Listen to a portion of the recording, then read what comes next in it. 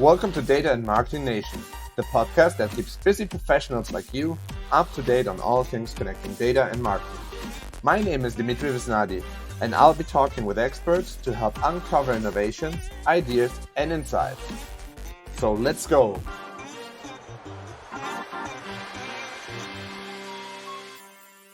Hey Rhys, what's going on? Hey Dimitri, yeah, really good. Thank you very much. Pleasure to be on your podcast. It's the first time I've been at the other end, so massively appreciated. Yeah, I mean, it's great to have someone on the other side this time, so to also share experience overall. But the main topic I think today that's very interesting is your data recruiter, right? Correct. So a little bit of an introduction and background on myself. I won't go into too far in depth, but I've always been entrepreneurial, but heavily been in sales throughout my whole career since 17, 18 after I finished college. Straight after school. And I've always wanted to be an entrepreneur, but I never really had I didn't really get the opportunity to do it, and I didn't know how I wanted to do it.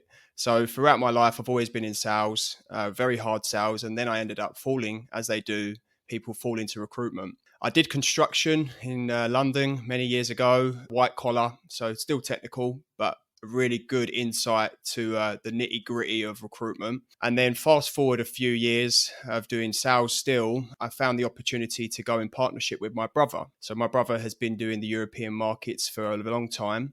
And we basically joined forces because the stars aligned. We was both available and we both were very entrepreneurial. And then we founded MONT FORD. So we are both co-founders of this company, and we specialize in data, AI, and software. I know AI and data have heavily crossovers, and we've more focused towards Germany. Everyone has their niches and what they really focus on. But yeah, I've been in recruitment for about, I think, 7-8 years now, and European recruitment for about 3 or 4. Very cool. And especially in the world, let's say, of data and AI. So that's what brings me to my first question overall. Do you think we have like a talent shortage in data? And how would you assess the overall market situation at the moment? A talent shortage. I would say it sounds, I don't know, this might be a little bit controversial because I know there is companies out there who struggle to find talent. So that also could be their own wrongdoing and maybe not doing something right. But you could argue there is elements of where maybe because it's such high profession, when you've got to be you've got to get your master's or PhD when it comes to the AI and data world. Well, typically to be at the highest standard. So not a lot of people want to go through that whole educational process. So there are elements maybe there where people are lacking, but I've got a bit of a biased hat because obviously I'm always around these kind of people. I've at the moment so many candidates, if anything, not enough clients. It's a very candidate driven market right now. So it's a bit of a weird one. I probably disagree with that one point and maybe add that as we're in a candidate driven market, there are so many offers going around. So I wanted to give a real life example of one candidate that I have in a process right now. His name's James. I'm sure he won't mind me mentioning him. But the reason why I did actually want to mention him is because he gave me a real breakdown of the statistics, the metrics of what he's currently going through. So he said to me that he has 12 processes, that he had 12 processes ongoing from over 130 to 140 recruiters reaching out to him. So he entered 12 processes and he currently has 4 offers. Turned a few down and was rejected from some of those 12, but had 4 offers. And it's now between one of my clients and who's in the AI computational linguistics industry or conversational AI industry, and then another company, which he hasn't decided yet.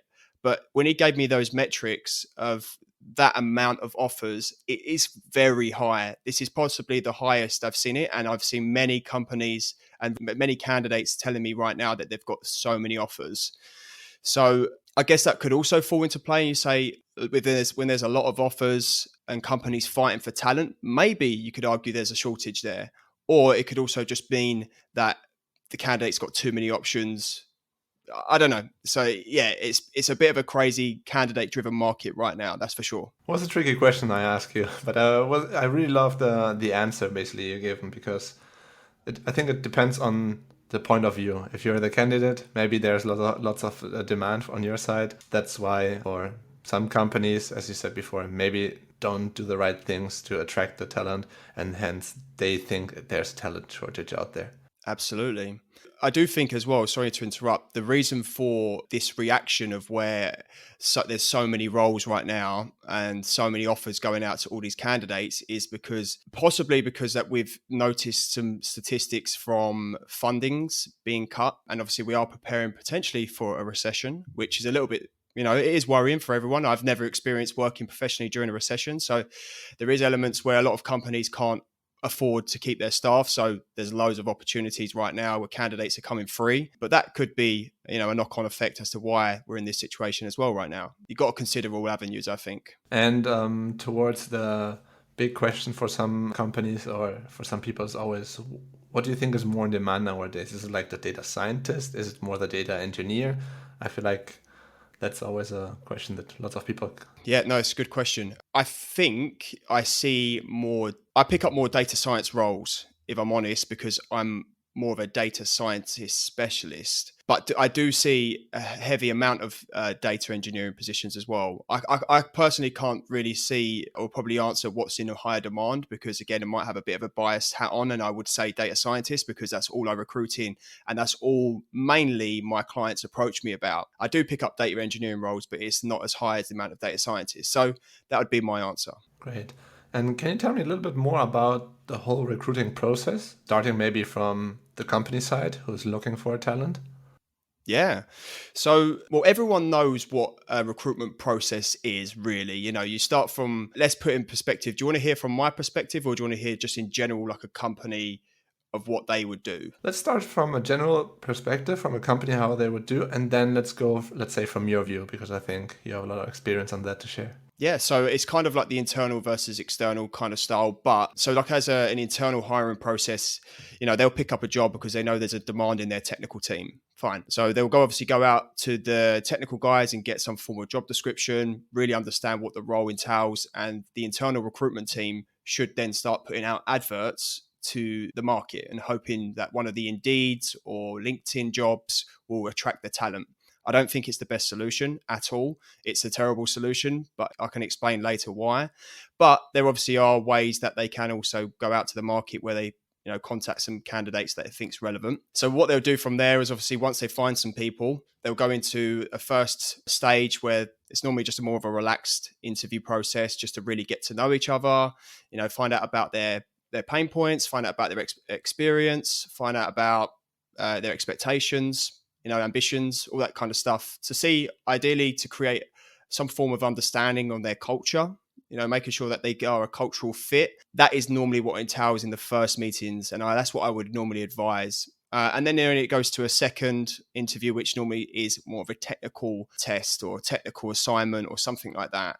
Now, I personally, so from my perspective, I think recruitment companies internal companies themselves should avoid technical take-home assignments, because then you're giving the power to the candidates to take as long as they like. And one thing that I think every company should be aware of, it's very salesy, but time kills deals. Try and do something where it's one-on-one over a conversation and they'll be able to interact and really get their technical mind moving, and you are seeing it live. So that's something I would normally sort of advise to clients as well. And then you normally go to a third stage, which is like a meet the team, and hopefully they'll finalize the understanding if they're the right fit. And hopefully the candidate is impressed, because one thing that companies cannot forget is that although you're interviewing them, they are interviewing you, especially when they get mid-level, senior upwards. Juniors, they'll take it. A lot of juniors would take anything just to really get their career kick-started. That's the standard process of what they'll do. It's nothing crazy, and it works. And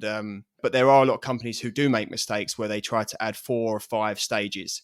And if you're not Apple, if you're not Facebook or Meta, don't do that. You should not be following that kind of strategy. So what should they do, or even more, or even better said, now from your perspective, what could be a good structure for a company to hire a candidate?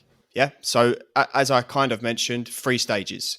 So I advise my clients, but for example, I had one client who's in the autonomous driving sector in Munich. When I worked with them, they had a 5-stage interview process. Now, I'm not exactly sure why they had this, but they're based out of Canada, so maybe that's probably what they followed there. And they have got a German team, and their German team is fairly new and they have already made some hires, but they'd never really had success working with an external recruiter like myself. So when I came in, they were separating too many interviews and dividing them up by what should be 1 to 2 of them. So that if you duplicate that 3 times, that's almost 5, 6 interview stages. So I would always advise all my clients, like I did with this one client, you need to start grouping them together. And initially as well, one thing that they was doing wrong, which definitely very important for companies to be aware of, is in the first interview, do not put mid-level engineers at the process. I'm not saying that they're not capable, unless they are capable of holding that kind of interview and being experienced. But the first interview is where you really need to impress them.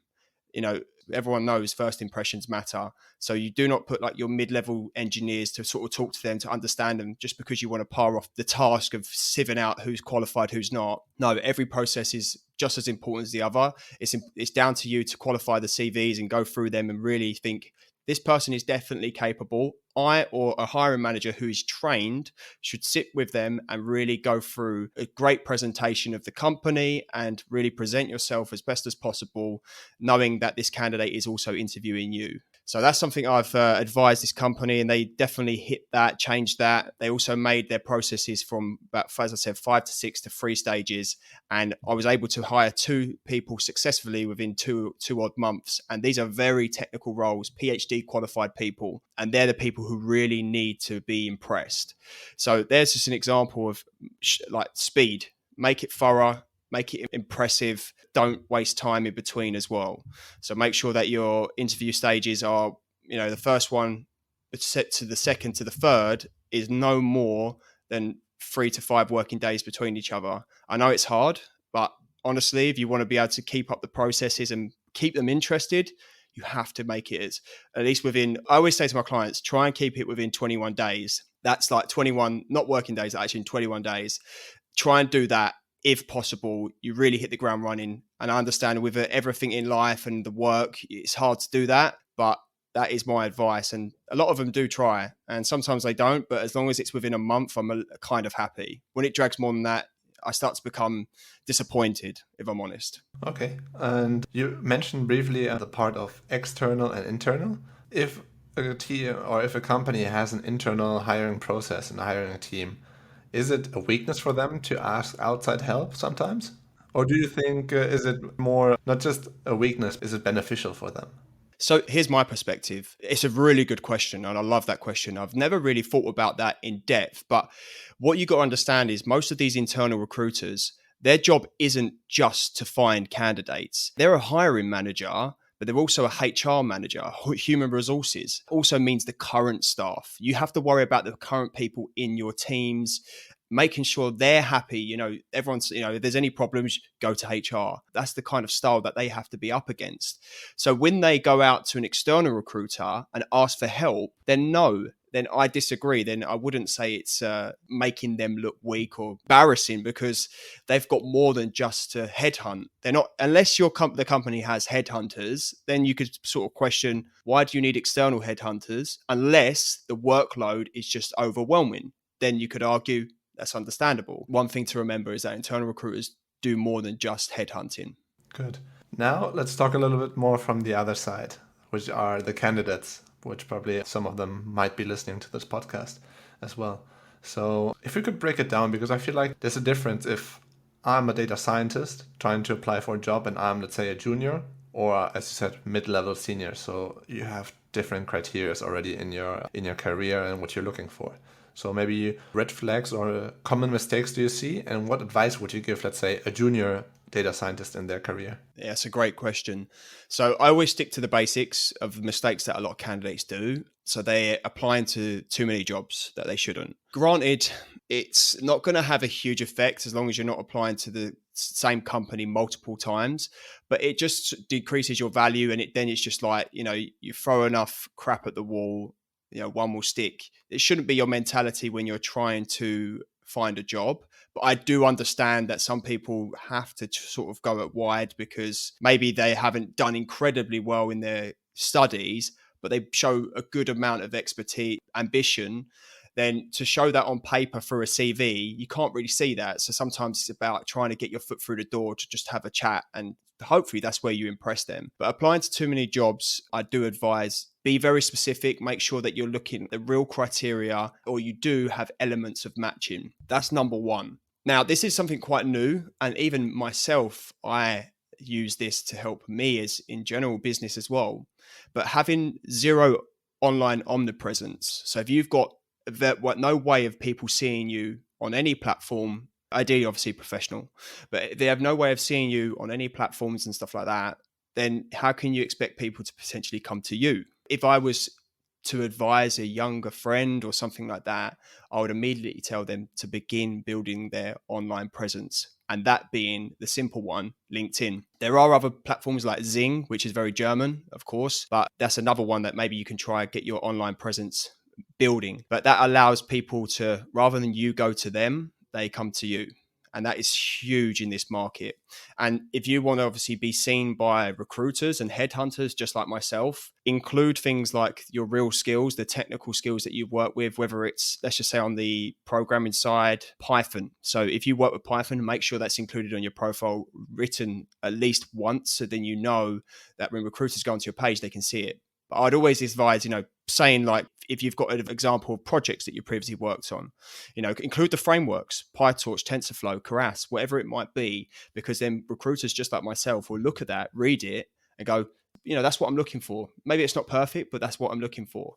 So having that kind of omnipresence will allow people to come to you, and then having your profile built up to basically say, yeah, this is what I've done, this is what I'm capable of doing, then that is where recruiters will come to you. And for candidates and clients as well, I'd say actually candidates, relying on job adverts.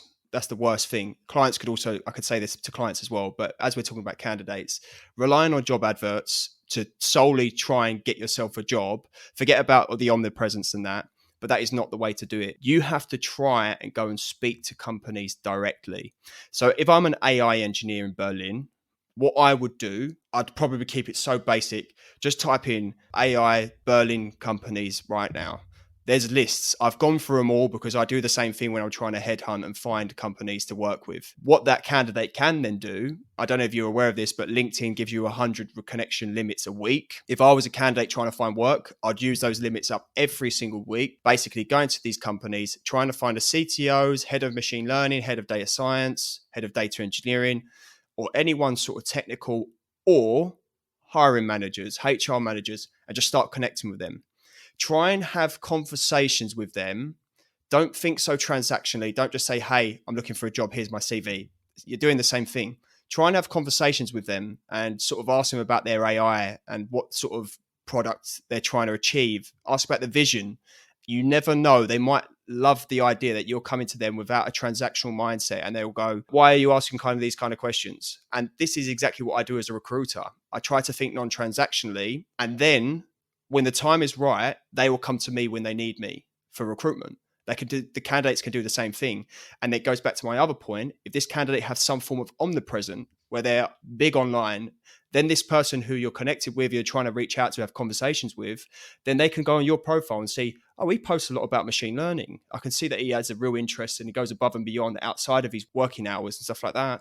And then they'll see more and be like, oh, wow, this is a candidate who is really driven. Then you've got another opportunity to get in. That's some of the mistakes that candidates are doing. And there's some advice of what they can be doing to do more. But I also do have some other things to make candidates stand out in process as well. Okay. And here's some good ones, because I actually wrote a post about this a little while ago and it got a good amount of traction. And the amount of candidates came to me and said, this is seriously good advice. So if I was a candidate, and I have had candidates do this, and I've also advised candidates to now do this. So if you're in a process, you have got the interview, all right? You've impressed them from your CV or whatever it is, and now you've got the opportunity to speak with them. So the first thing, or one thing that you can do, is that if this company has a free online demo, I'm not going to give real life examples, but you know what I mean? So if they've got some form of AI product and you can actually have a little play around with it, trial it, use it, do the 7-day free trial, whatever. Play around with it, and to make yourself seem better than you are, come back with some potential feedback as to where you personally, because you're the expert, you're the machine learning guy, or you're the data scientist, and where you can potentially improve the product. That will really stick with an employee or interviewer more than you can imagine. As long as you don't deliver it that you're insulting the product, but if you're actually saying, because of my expertise, I can see things that we could improve on, and also tell them why you like it. So that's something that I would always say if they have the opportunity to have a demo. Some other simple stuff would be like research your interviewer, get to know them, really understand what their background is. If they've had an incredible career, ask them. So I saw that you worked at Google. How was that? What was it like working there? Or whatever it might be, or what was the products like? What did you learn there? What sort of people did you surround yourself with? Those kind of questions. Amazing. Another one as well is showing presentations of your work if it's relevant. So if you go to an interview and their client goes to you, so can you tell me a bit about the work you did there? Because it looks quite relevant. Can you explain it to me? Don't even tell them that you've prepared a presentation. Just say, okay, can I share my screen? Okay, fine. Yep, share your screen. Share your screen. Show them a presentation, a visual presentation of the work you did there. Do not make it long, please, but do show them a little presentation of what the work you did and explain them. Whilst they're looking at it, you're explaining the work you did. And if it's relevant, which it will be, because I just said make sure it's relevant, then they will be like, wow, this is really, really good. This is really beneficial. I like what I'm seeing. You're explaining it really well. And it shows attention to detail. And it also shows that you really care and you've gone above and beyond for the interview. Perfect. And then I would say the other one as well is, which I've already kind of mentioned, is building your personal brand, building your omnipresence, having some form of personality shown online about your industry and stuff like that. So they're things I would make candidates stand out in processes. And I've had candidates do it and they've done really well with doing it. Wow. There was a lot on it, a lot of in your messaging. Very nice. Especially, I really enjoy the part where you said try out the product. Doesn't matter what type of website it is, but it's basically putting yourself in the shoes of the customer.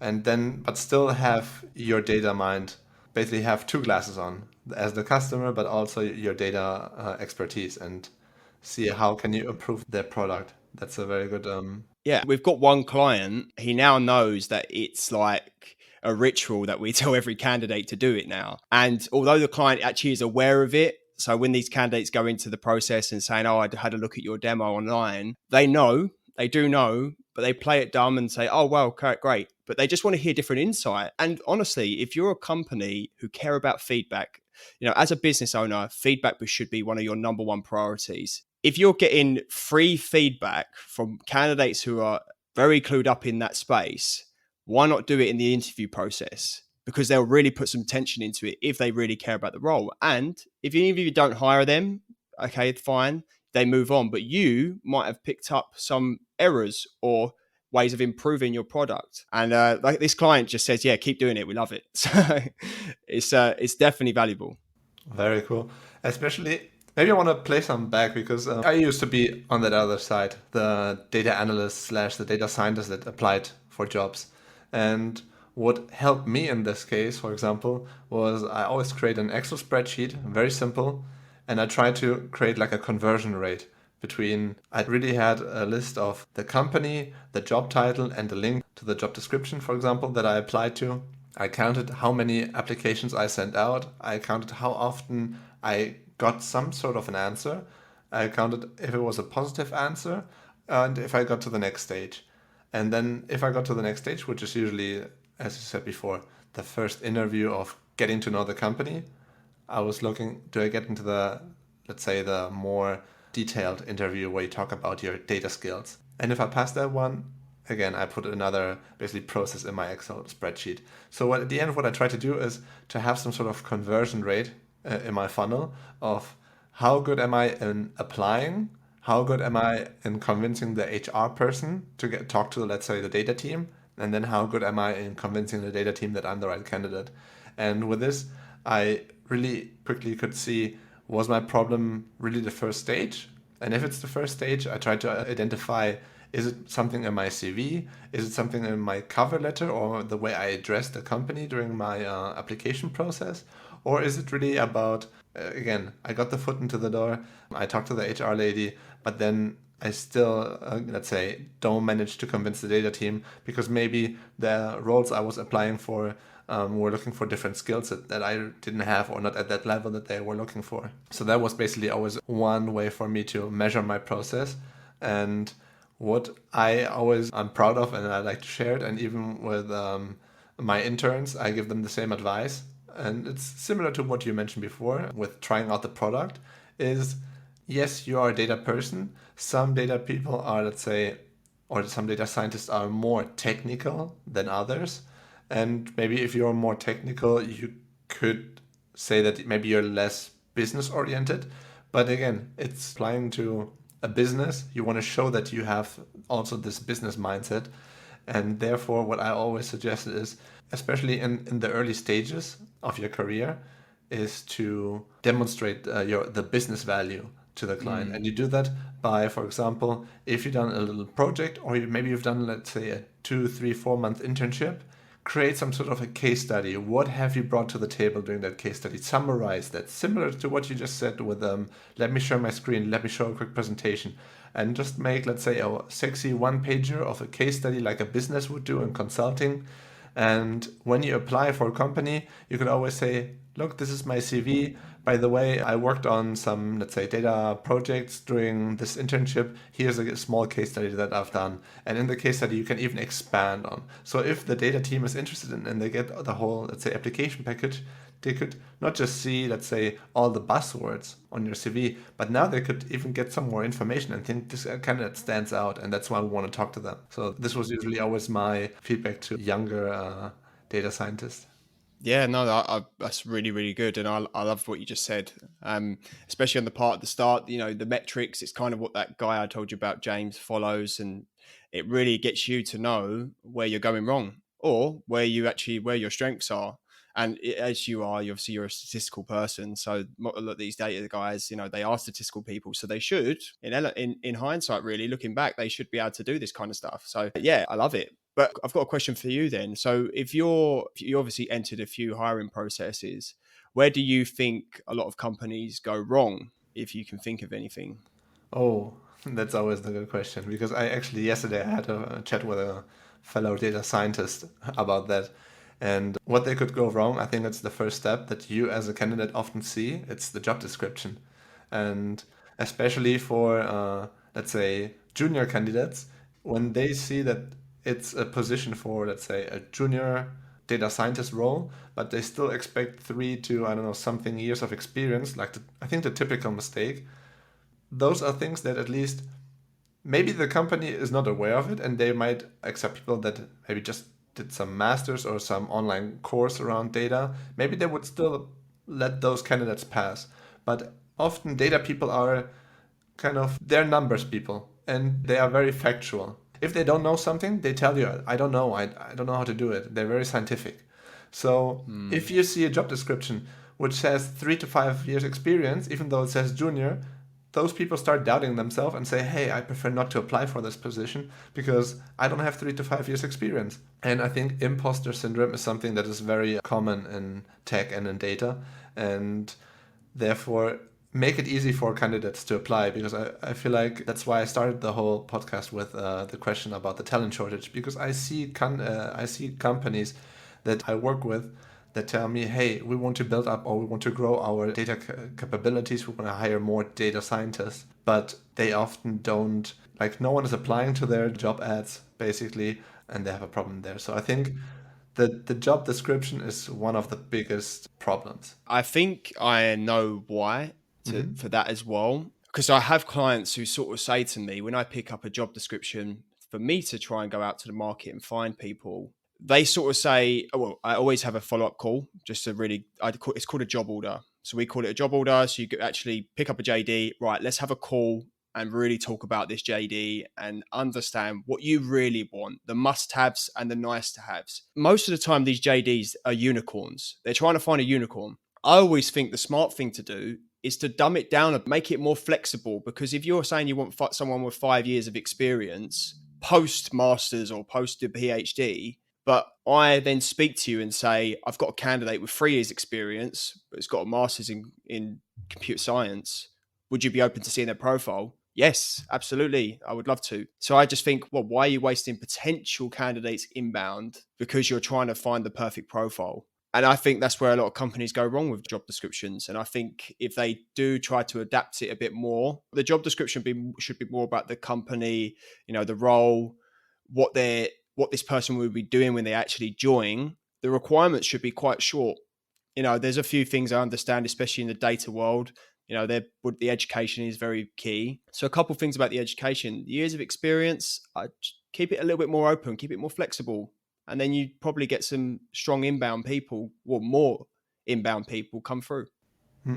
Another thing that I personally see is being, say, I mean, on both sides, is also the way the first stage is talking to HR, then you talk to the data people in the company that interview you. And usually those people, including myself, we are not HR people or we are not professionals in interviewing. Maybe we have done a couple of interviews or many interviews. However, if we never got any sort of education on that, what types of question can I ask? What will be the impact of my question? Do I actually have a structure?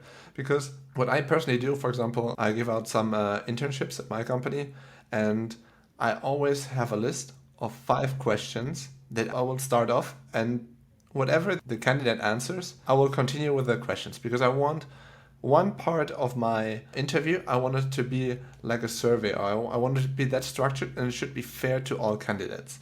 Then at the end, after the 5 questions, it really depends on what the candidate has said. So maybe I'll pick on something, and then the conversation will go depending on each individual candidate.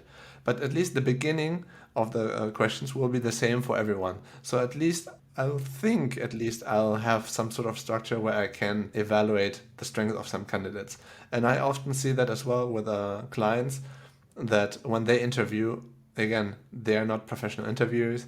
So what they do is they start with one question with one candidate, they ask another question to another candidate, depending on what they saw on their CV maybe.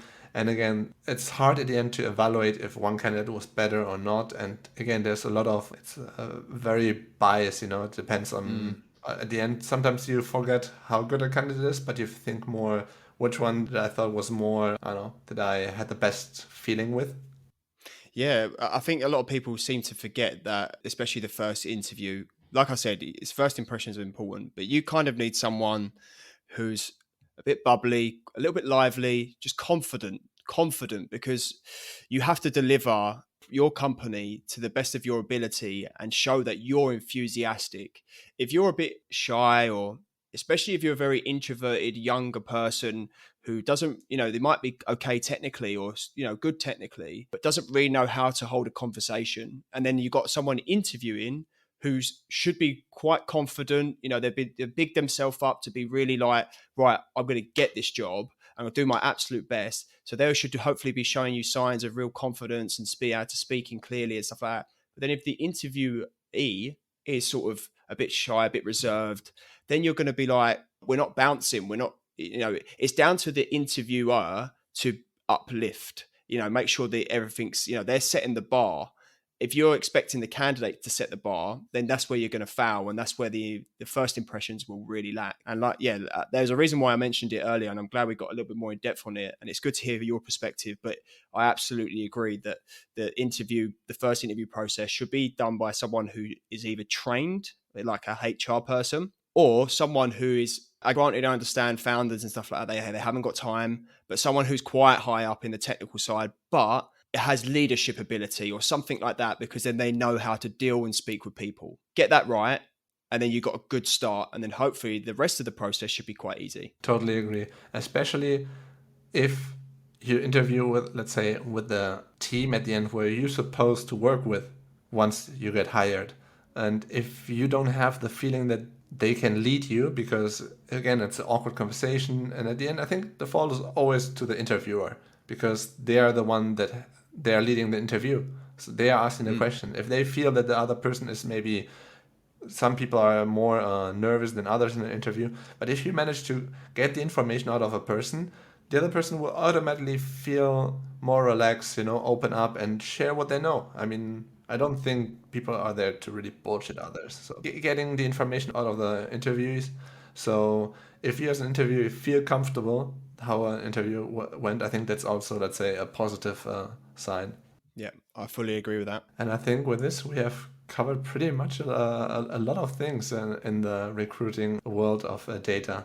So first of all, I would love to say thank you so much, Rhys, for sharing your knowledge and all the insights. Before we part, I would love to ask, is there any way, let's say, potential or data scientists that seek for roles or companies that actually want to improve their process, how can they reach out to you? Yeah, well, first of all, thank you so much for inviting me on. It's been really enjoyable, and I don't mind the sound. I quite like the sound of my own voice, but when I do these podcasts, I'd like to talk as less as possible.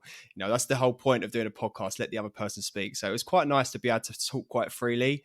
And I think we answered some real good topics. And of course, I think we covered the stuff that we wanted to cover. You can just reach me on LinkedIn, Rhys Luxford, Rhys, spelt that way. It's Welsh, but I'm not Welsh. And and I don't want people just to necessarily connect with me, by the way, because if you follow me, then I can't message you.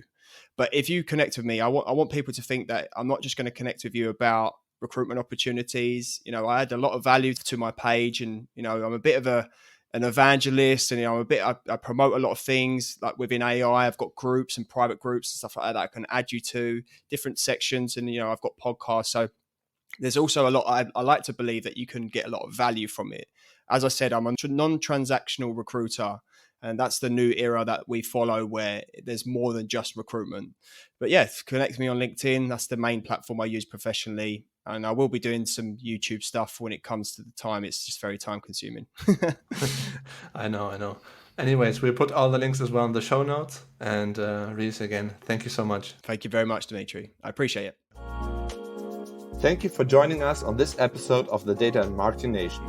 If you want to put your marketing data to action, head over to vanalize.com. I wish you a wonderful day and see you on the next episode.